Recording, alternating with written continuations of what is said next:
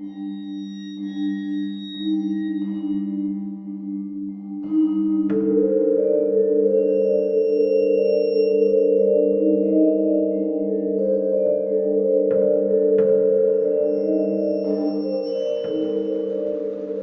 hello, and welcome to Dente Rigamortis. I'm Review Cultist. And I'm Mikey. The E stands for evil. And we're here to discuss those internet stories, most creepy and most pasta, and be critically silly doing it. Tonight we have In Torment, Excubia. So, if you're a fan of the show, or if you're a long-time listener, you probably recognize the you've heard of our show, the stories we've done before, like The Nightman and Oceanic, and how they are part of a series called the In Torment series by ShawnCognition on Creepypasta.wikia. So this is just the next installment after Oceanic. If you're a new listener and you have no idea what the hell we're talking about, go back to those episodes where we talk about Nightmind and Oceanic. Cool. Also check out Tabula Rasa, because apparently they're all tied in the same universe. Apparently all of his stories are in the same universe at and sometimes in the same location at the same time. Just completely parallel to the stories in the In Torment series. But, yeah. So, yeah, In Torment, Excubia, it's on Creepypasta.wiki. You can check it out there, or you can just listen to us and then judge for yourself. So we'll start off with the rundown. It's pretty quick. Like compared to the other two stories that we've done in the In Torment series, it's a pretty quick 5-page read. Yep. Which is amazing compared to the other ones, which were like 30 pages. Yeah, Something along those lines. Definitely a lot shorter. Yeah. It's kind of more of a preface. So Michael, who I believe we heard last time from In Oceanic. This is a continuation. Is in some weird like sub-dimension between our world and this other place called Palenthesia. Yeah. Palenthalasia?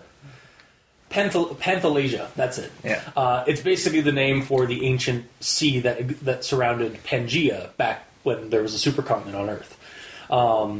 Apparently that's also the name of this weird dimension that his dark god, Ereshkigal, uses. Anyway, he's apparently been in there constructing the Hellmouth, this facility with death traps and or some kind of like ritual site for the coming of the Antichrist, i.e. the vessel for Ereshkigal. But he's taken some time. He's taken a break from constructing that facility to observe Jackson, who is apparently another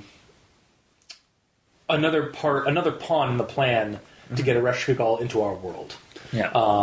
Because that's been the whole premise of the series, is the cycle of Ereshkigal, where he builds up a planet, like a sentient race to a certain degree, then wipes them clean and starts over. And so this is like the end of the cycle for us. But so yeah, he's just observing Jackson and two of his friends having food, and like him like being very distant and cold. And he's not alone. He's Mendez, the servitor of Ereshkigal, and also Michael's master, shows up and starts explaining why he's here to observe this and why Jackson is there, and like Jackson's in apparently some kind of hell that he's like repeated over and over again. This cycle where, because apparently Jackson's like purpose is to lure his friends to the site and kill them, and then kill one of them and then like foster the other one to be the mother of Ereshkigal's child, or Ereshkigal's vessel. So apparently he's been like stuck in like almost like a Groundhog Day loop, like over and over again, like failing to kill or failing to do the deed, but prepping and failing, and then like eventually when he succeeds at doing it, the cycle will break, and he can continue on his existence. So it's kind of like a show of power that Ereshkigal has, because he seems to have a lot of influence on reality itself, like able to stop time and stuff. I think that basically covers it, really. Like, Yeah. it's just Michael and Mendez watching the events that are going to lead up to, I guess, In Torment. Yeah. Which is the main story that we're going to be covering at some point down the line, which is kind of what all this stuff has been leading up to. So, yeah, that's basically the rundown. Michael is in some weird limbo state, watching another killer prepping to kill his friends, learning some dark secrets, and then going on about his work. Mm-hmm. Cool. All right. Now that we've got the rundown done, Yep. do we want to just go into grammar Nazis? Sure. Start off with that. So, Michael Asher could see Jackson sitting outside of a local restaurant, Yamoni's, with two companions beside him. They sat on metal chairs connected to a table, which the three of them surrounded. Michael stood out in the open, watching the three eat their food outside. So I felt that whole thing was a little redundant, like saying people are outside the restaurant twice, basically. Mm-hmm. Like, maybe just leave out the last outside might even work. Mm-hmm. It just felt like it was repeating itself like twice. Yeah. And then on to another instance of that, Michael took a few steps closer to the table and slowly continued forward at a slower pace. Kind of again with the redundant wording. Like, my alternative to it would have been Michael took a few steps closer to the table, though slowing his pace as he approached. Yeah. It kind of gets that last bit was like, and slowly continued forward at a slower pace. And it's like, okay, It does get the point across, but it's also kind of like clunky and redundant. And then the next one is just kind of a word misuse of a word. He spoke in shock, as if he had found a mythical relic. I think what he's looking for is he spoke in awe, as if he had found some mystical relic, or some mythical relic. Like, he spoke in shock doesn't sound quite right. I think, I think just in awe is the word you're looking for. Yeah. This one's just, I think, is missing a the. Time flow had stopped with the completion of Time flow had stopped with completion. Time flow had stopped with the completion of the question. So I think it should be like the time flow had stopped. Because like time had stopped. Yeah, time had stopped. Yeah, like time flow. Like maybe just get rid of the flow then. Yeah. Like time had stopped. That makes a little bit more sense. The figure stood 9 feet tall, towering over the, in numbers, 5'11" tall Michael. So I think you really just need to get rid of the foot tall. Also, don't use numbers and letters for numbers in the same sentence. It's generally frowned upon. At least it was when I was in creative writing classes. The base explanation that I was given in school was that if the number is 23 or less, you write it out. Okay, then this should just be written out. Then. Yeah. Okay. Yeah, because the way I had set it up is the figure stood 9 feet tall, towering over Michael's 5'11". That's it. Mm-hmm. Yeah. And here's another quote. His inevitable initial... Oh, yeah.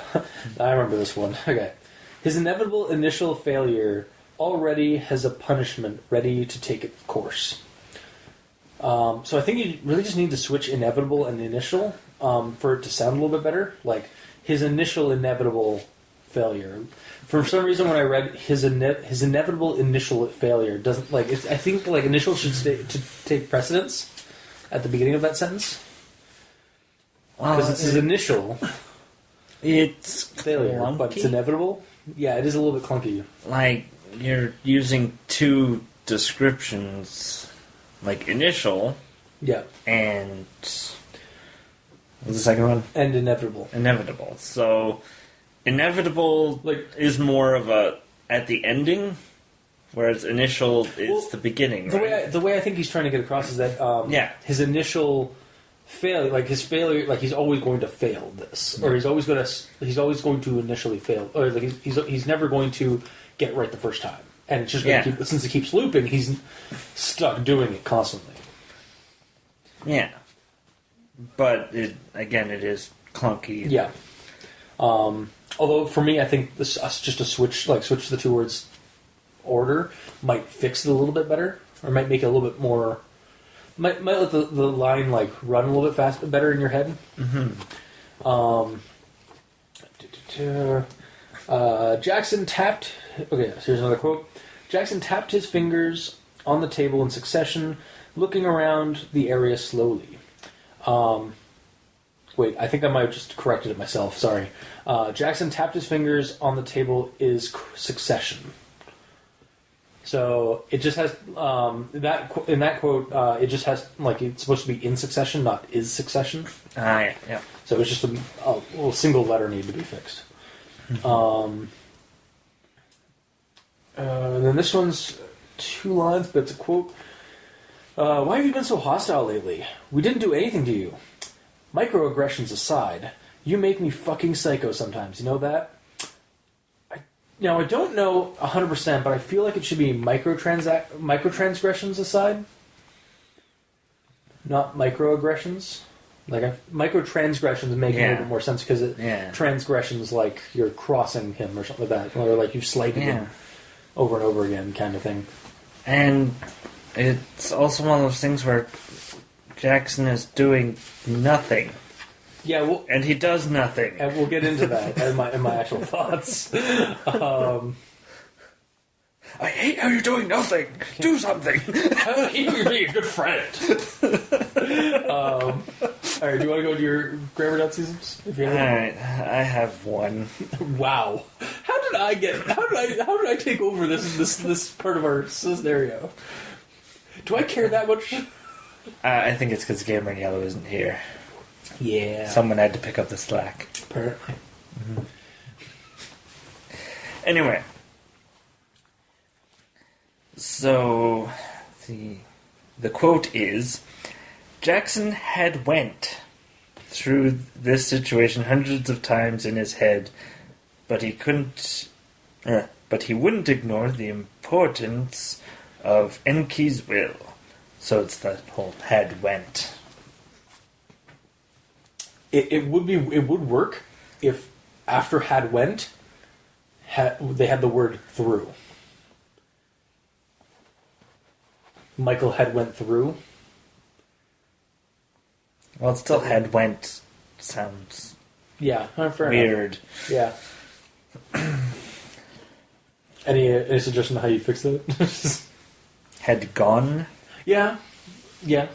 Wait, okay, what's the full, like, what's the next couple of words after that? So Jackson had went through. Okay, it is went through, yeah. So, yeah, it does kind of sound a little weird. Maybe. Versus like, had gone through. Had gone through, I think that's more the one you're looking for. Yeah. And that's it? Yep. Wow. Alright, so let's go to actual thoughts. Yamonis. Is that a fictional place? Like, I tried Googling it. But it was just like they were outside of a local restaurant, Yamonis, with his 2 companions, and I'm just like, is there going to be some kind of precedence in the next story with it? Okay, the one thing you have to realize is that we're in an alternate dimension, or an alternate world, or an alternate version of the Earth. Yes.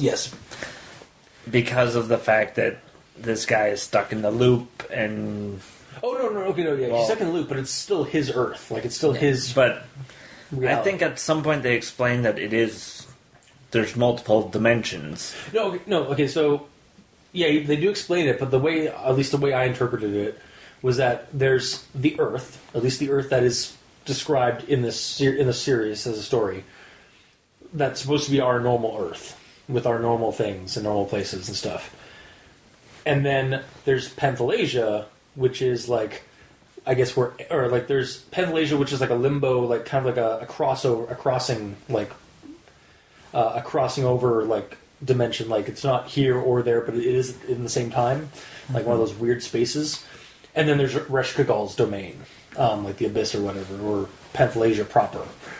I don't think it's like that. This is actually a hell, like a separate hell for Jackson. I think this is just kind of like this is still our Earth, but Ereshkigal's will allows it to loop constantly, like over and over again, until he gets the thing right. Like he's basically like localized, singular, like some kind of like localized air gap where he's just like constantly like Groundhog's Daying Jackson.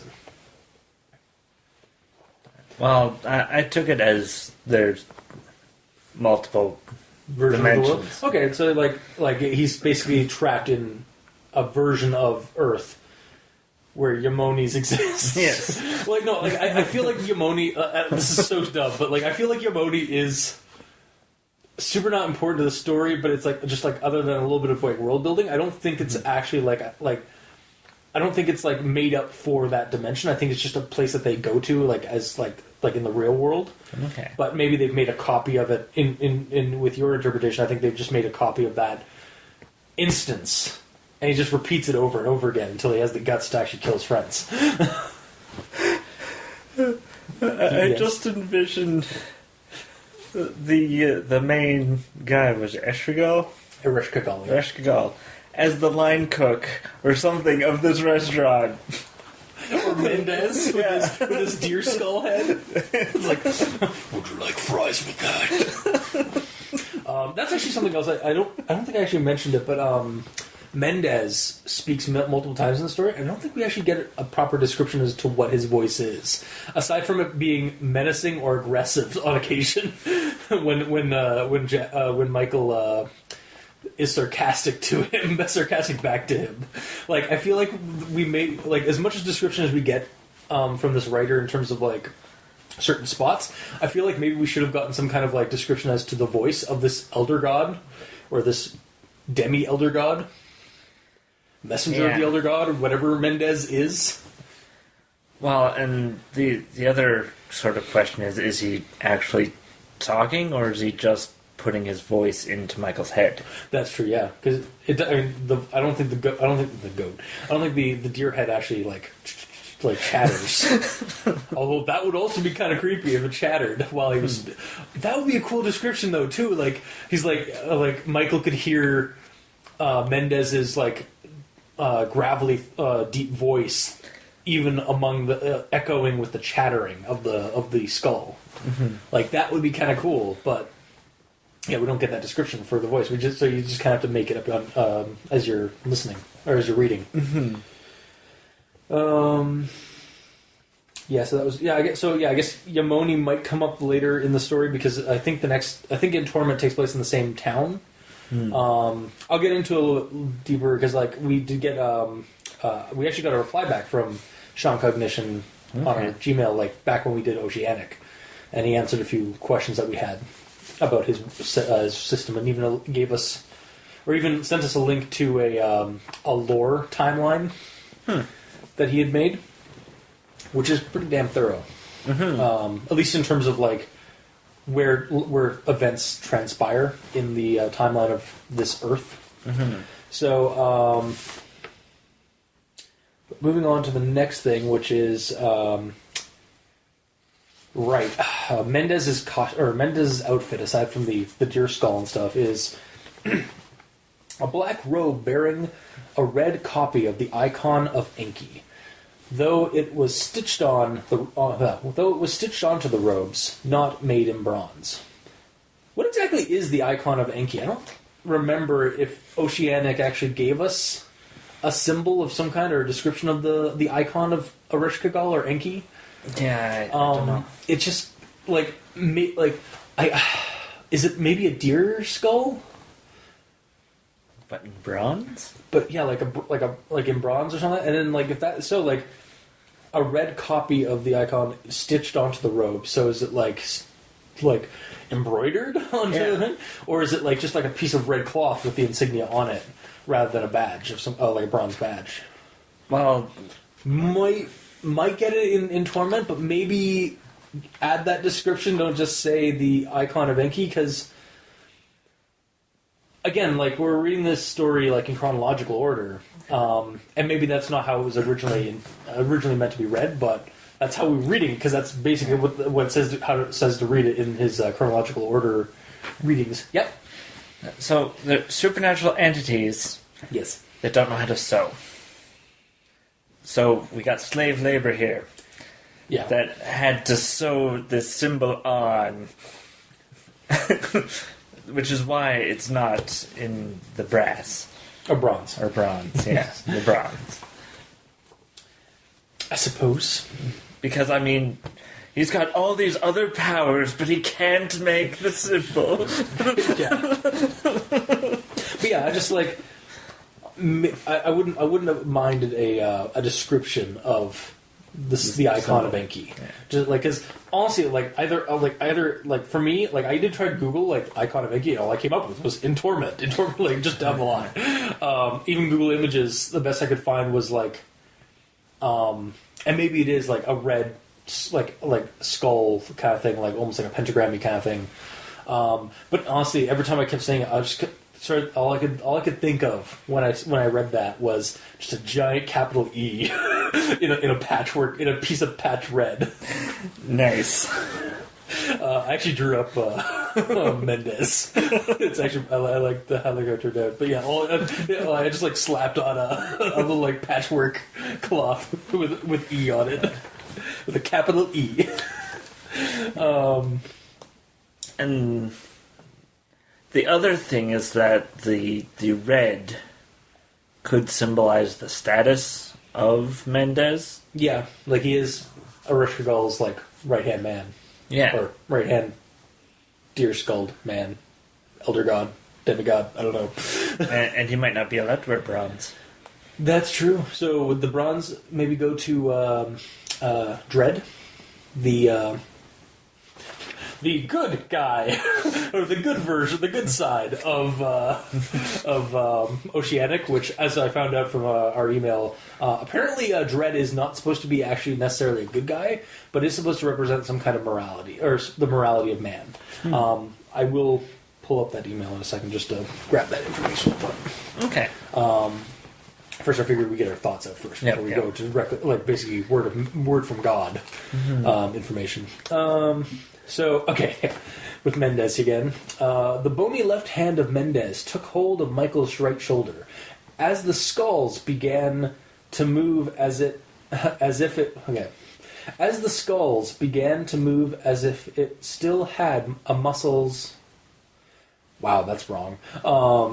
Sorry. So the bony left hand of Mendez took hold of Michael's right shoulder.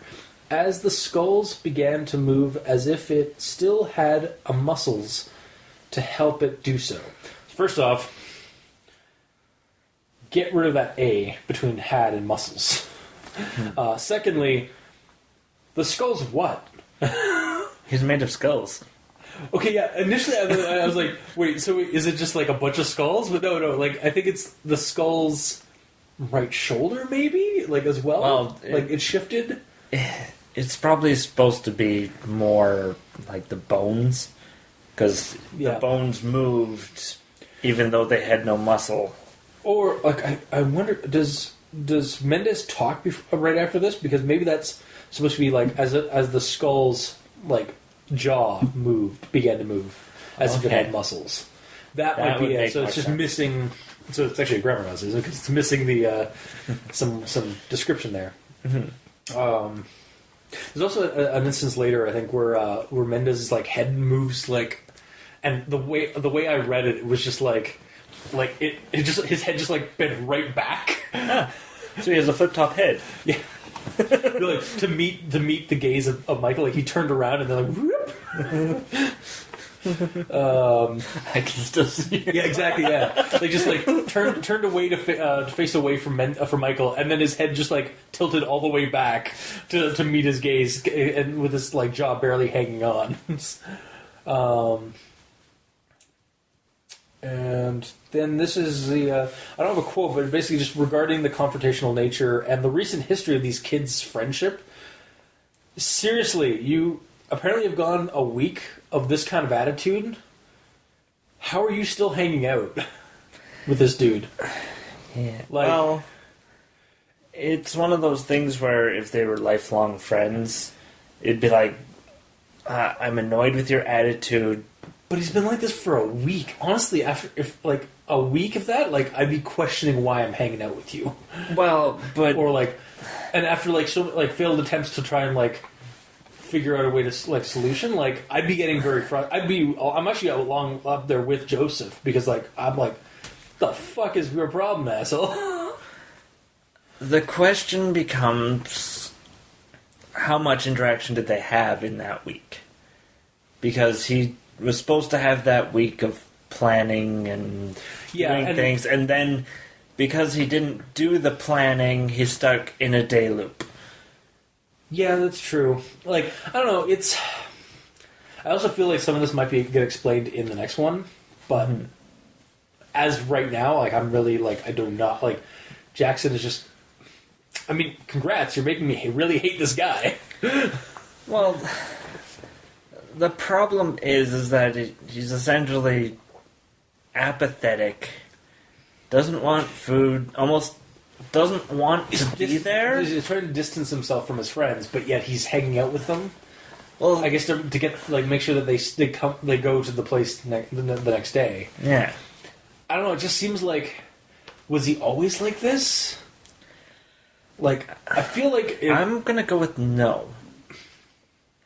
It's one of those things where he got told what to do from a supernatural being. Yeah.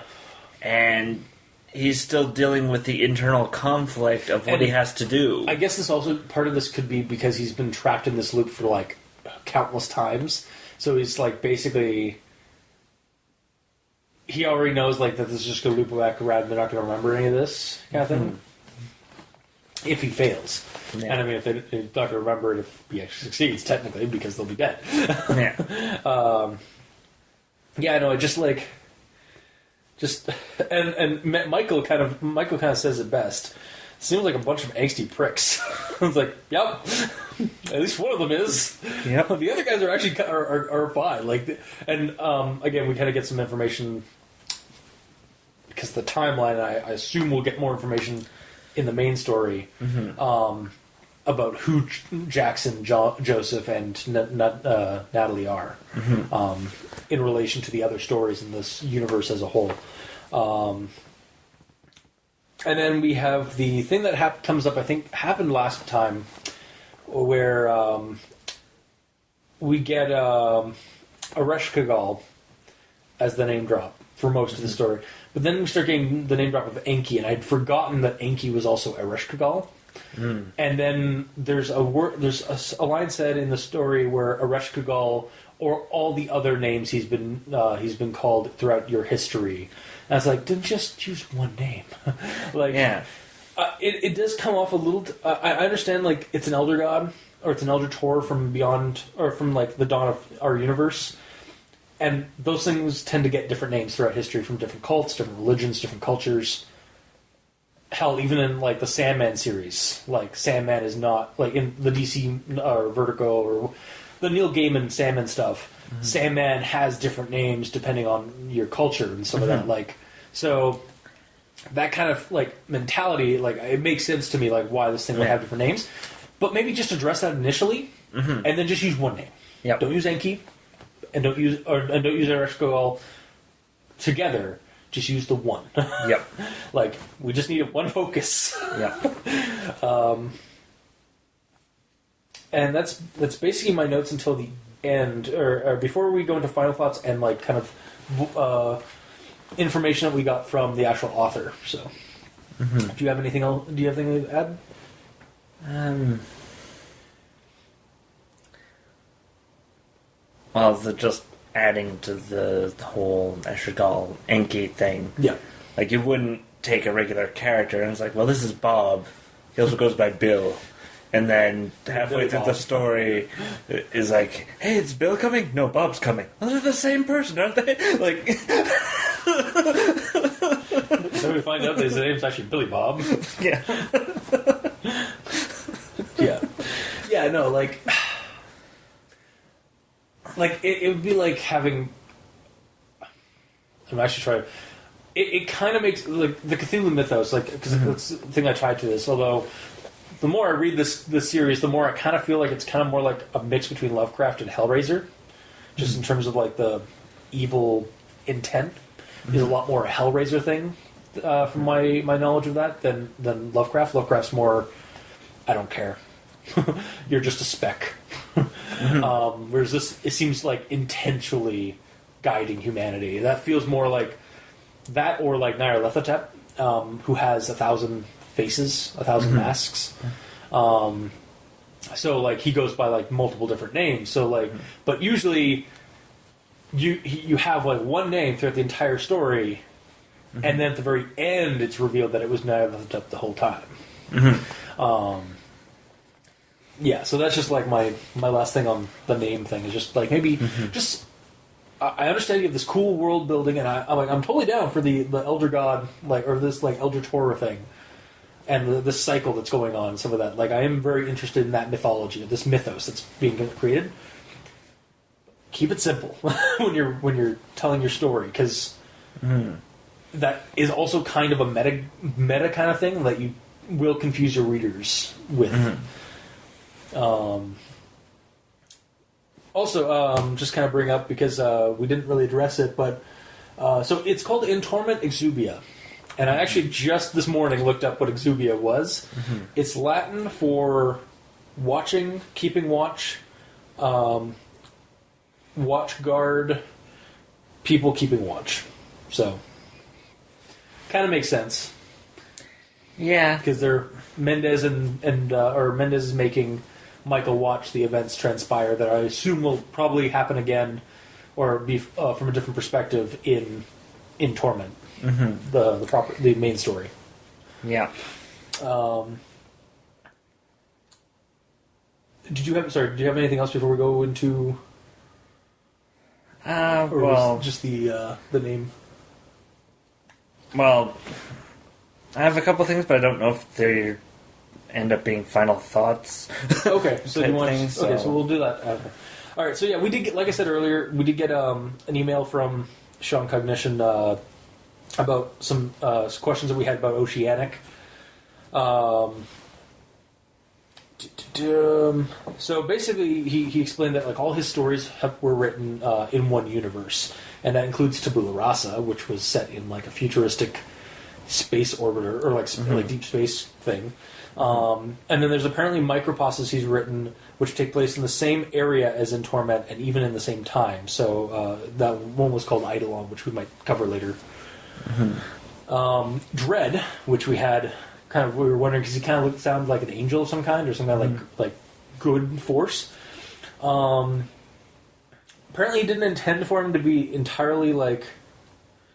Yeah, so one of his major components in his stories is that he wants to stray from light versus dark, and instead opting to make all major characters have their own defined levels of morality. Dread was trying to show the cruelty of his lord of Ereshkigal, and that it rooted itself within Michael at the time in Oceanic. So yeah, that's basically what that was. Is like he's trying to like show him the cruelty and make him decide for himself. Like it's not so much a guardian, not so much a light side. It's just a tester, I guess. Okay. Whereas Mendez is kind of more like purpose. Also, from the sounds of it, a bulk of these stories that we've been covering were actually written when the guy was 15 years old, and he's been going through it and rewriting them to like get published at some point. So yeah, he's a little bit older now than what he was, but yeah, I can kind of see that, like, as like. I think one of the biggest issues I had of Oceanic, this is kind of like a mix between In Torment, Excubia, and Oceanic, some aftermath of Oceanic. The whole thing with Oceanic, with like the kind of the icky parts, like the whole like necrophilia, or the whole weird like disturbing thing at the very end. I could see somebody kind of like doing that at a young age, and doing that as like a horror thing, because I even did it once when I was in like early college, confusing like that kind of thing with like horror, but that's not really horror unless you treat it like really well. Mm-hmm. And I don't know if it was done really well in this story, if I'm being perfectly honest. Mm-hmm. And the way this story went, actually, that's something we should bring up. So at the end of this one, at the end of In Torment Excubia, it keeps mentioning that like Joseph is going to be killed by Jackson, and Natalia needs to be left over in regards because she's going to be the mother of the vessel for Ereshkigal. And now we both had kind of different takes on that because I kind of saw that, or like got like started like kind of feeling like that was hinting that like she's gonna be raped or involuntarily thing, and I really hope that's not the case. Like, because I mean, I'm all down for like dark stuff happening in horror stories, but I don't really want to read that. But I mean, at the same time, that kind of thing does happen a lot in horror stories. It is kind of a trope, like the female character is going to be the mother of the Antichrist or the apocalypse, the mother of the apocalypse kind of thing. I just hope that like the story itself does get written a little bit, or like the next story that we have, it's treated a little bit better than it kind of was in Oceanic, because like that was a little hard to read. I believe we both had like kind of a hard time reading that. But Mikey, you did have a different, like, you kind of had a different stance when you read that for the first. So yeah, my mind didn't go to the words rape. It was more of a just keeping her alive because there's other plans. Yeah, and if you go by gods and entities can do things. I mean, she could be a virgin and have a virgin birth. It could be straight up the Virgin Mary, or and if it could be tastefully done, like it kind of was in the Dunwich Horror, where Wilbur's mother went out into the woods and then came back with twins.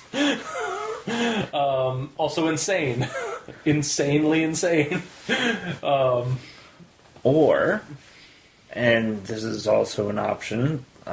She could very well be impregnated by James, and taking James out of the picture. Is it James or Jackson? I thought it was Jackson. Jackson is the one doing the deed. Yes. Joseph. Joseph is the one. Yeah. Anyway. So Joseph. Yeah. By killing Joseph, the baby then fatherless and becomes evil. Gotcha. Yeah, and then becomes the vessel. Yeah. Much like the... I hate to bring that up. I hate to like bring up a similarity like to a movie, but it kind of reminds me of the whole situation with Vigo and Oscar for Ghostbusters 2. Although again, a little bit more serious, a little bit less lighthearted, because the series is has not really been lighthearted of late. So basically, there's a lot of ways to have a female as the vessel without it being rape or I'm just like, I hope it is tastefully done. If it is done, if that is the situation that we're going with in the next installment, I'm just cautious about it because sometimes that is what people think is scary, and sometimes you want to maybe sacrifice that kind of thing to not be that, to not make that kind of... I don't know, it's just like, I don't want to read that in a horror story all the time. Like it's like, that's kind of not really so much... it's the same thing as like shooting a dog in a horror movie, or like killing a dog in a story. It's like, you kind of take a person out of it if you don't handle the material well enough. Yeah. And I just hope that this author does treat that a little bit more carefully. And brings me to part of my problem with this story is that a lot of things are sort of insinuated, like this is going to happen, and then nothing happens because in the actual story, because and we find out because it's the name of the the story Excubia. They're just watching. Yeah.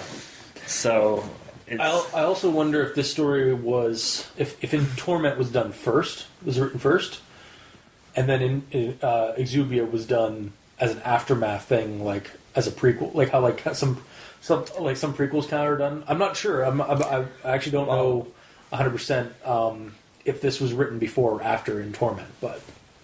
Well, I believe we established that the first one... In Torment? Like the main one? Night... Oh, Nightman? Nightman was a prequel.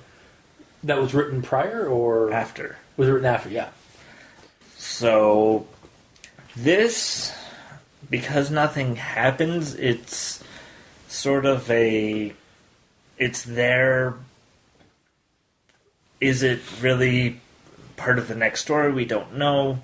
Is it just the thing that was put there so that it ties Oceanic to the next one? Yeah, because this is like Michael Asher from Oceanic, and we get like Panthalasia again, which was was kind of introduced in Oceanic as well, and it does kind of give us a little bit more of a feel to like the power level of Ereshkigal. Like he's able to literally like stop time and manipulate reality a little bit. And it does kind of feel like kind of a primer for a bigger story that's about to happen. Mm-hmm. But then the story ends as it is right now because it's going to take place in a sequel, which is the main story. That's actually one of my big notes for my final thoughts is that it feels like this probably should have maybe not been a separate story and just maybe been a prologue. Like those 5 pages, it's only 5 pages. Yeah. You probably could have just slapped it onto the front of In Torment as kind of a primer for the rest of the story. Yeah. Because it does like kind of set you up for the next one. I feel anyway. Mm-hmm. Being somebody who has read the last 2 or 3, like has had a few like 1 or 2 emails from ShawnCognition from the author, and also looked at least a certain part of the timeline lore, which, we'll leave a link in the description, but read at your own discretion just because like it is going to be very spoilery, but there is actually a lore timeline in terms at least like of where things fall on at dates and time periods. Between like we get Nightman, Oceanic, and then this one. Apparently this one's like in 2014, like January of 2014. And then the next one is like the same time period, basically. But that's really like my biggest thing with this is like, I hope the next one isn't alluding to what I thought it was alluding to, like with the girl anyway. Just for like the sake of shock value or like being dark. And the whole like I think this could have probably just been like slapped on or like added on to the next story because it's kind of just a snapshot as to what's going on, which it kind of makes sense, but with the title. But yeah. So you have anything else to your final thoughts then, or? The only other thing I want to touch on is the visuals. Yeah. This one had some good visuals, just a degree, like Michael putting his hand through. Oh yeah, ghosting through, and it feels like if this were a movie, yeah, they spent a lot of money on digital effects, and it went nowhere. Yeah.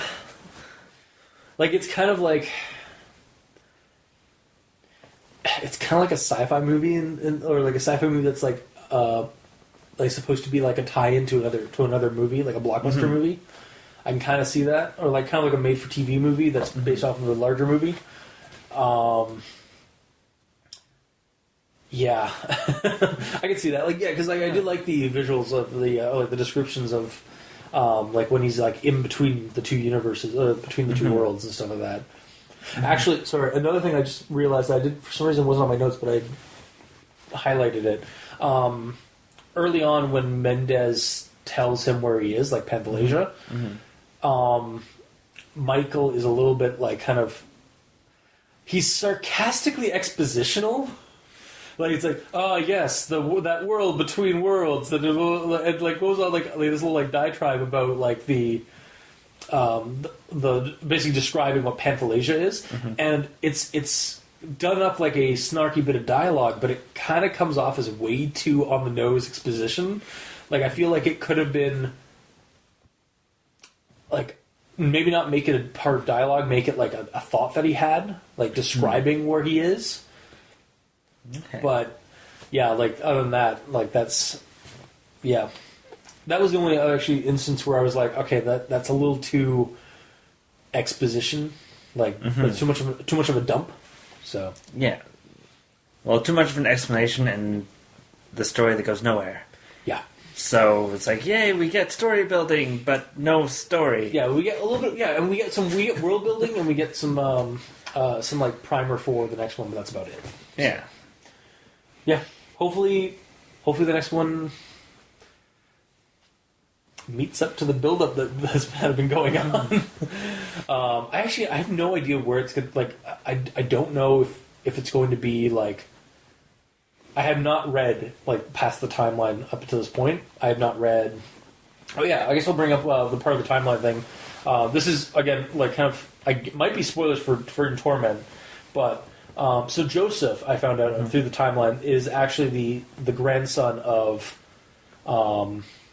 William, I think his name was William from Nightmind, or the Nightman, the detective. Okay. And the town that they're in is the town that guy moved to after those events, and had a family, and then like they've kind of Ereshkigal apparently holds a grudge because he's having it set up like he's setting up the apocalypse at the doorstep of this guy's, like, where this guy, like, settled down, basically. Oh. And that would actually make some sense for the theory that he impregnates the girl, and then if you kill him without a father... Then and apparently Jackson, again, this is basing it off of the timeline, this is actually explained in the timeline prior, like, between, like, Nightman and Excubia.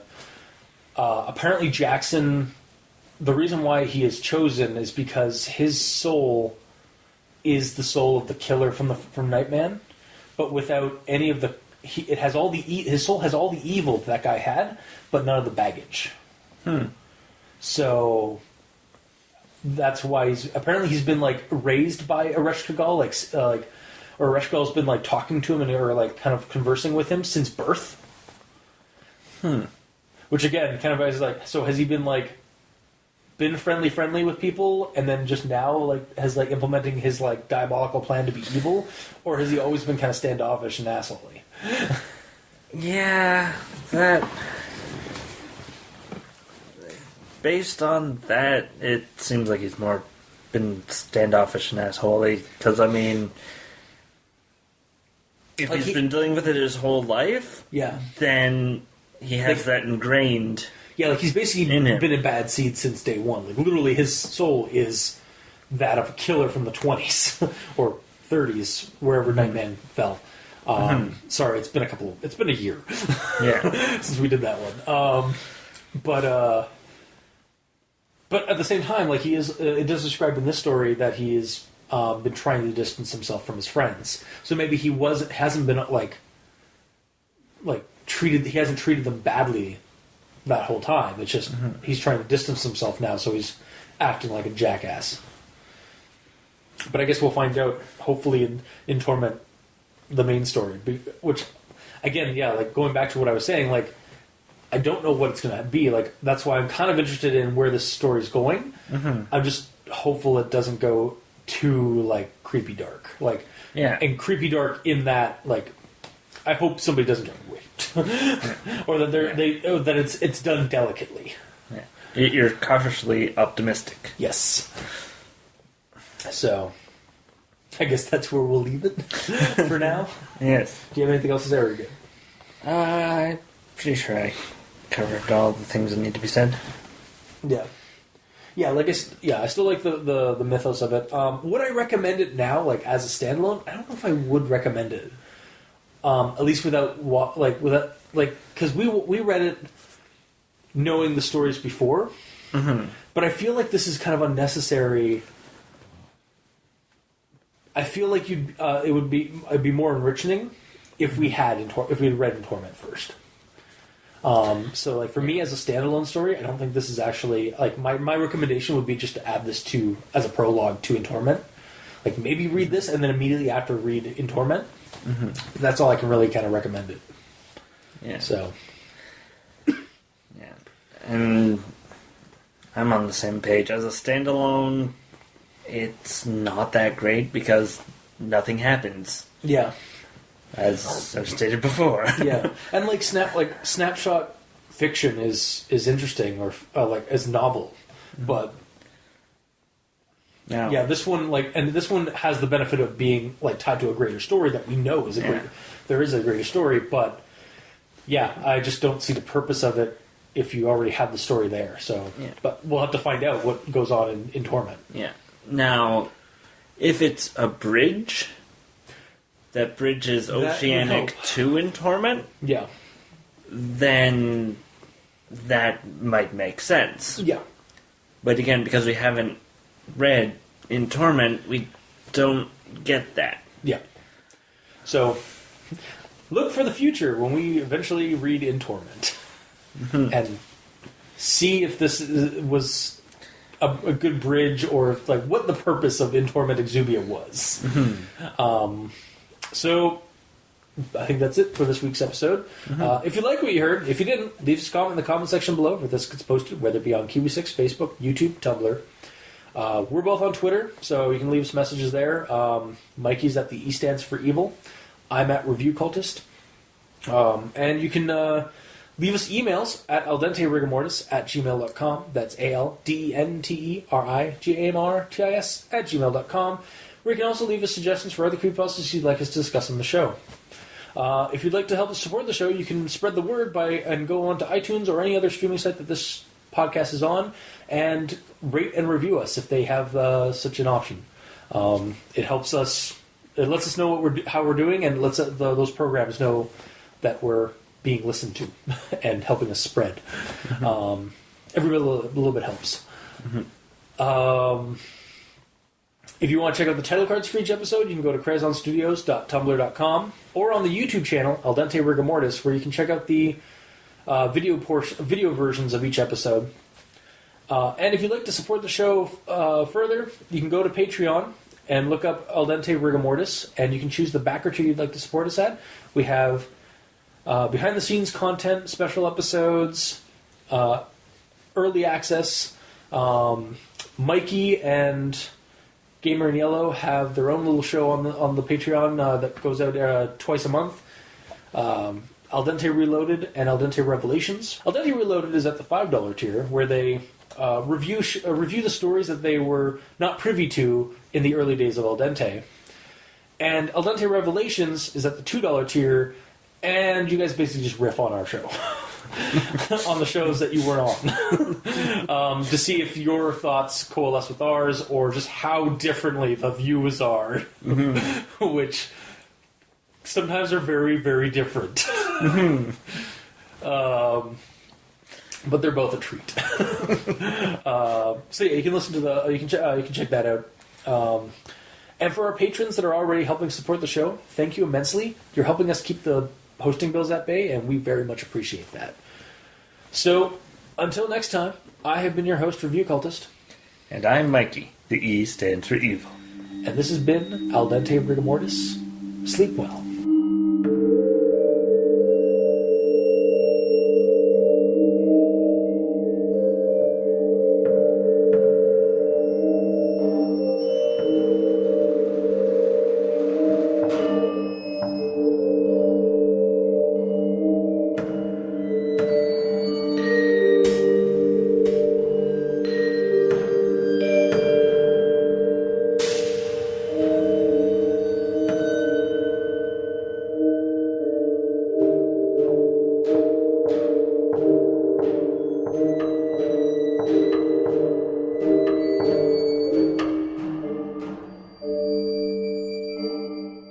This is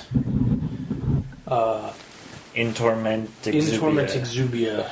Excubia, obliterate! Sorry, couldn't have done that without again. This character, Jonathan? Is it Jackson's the one that's out in the real world, right? Like, and then this guy is Michael. Wow, yeah, Michael. Okay, right. I guess. All right. So.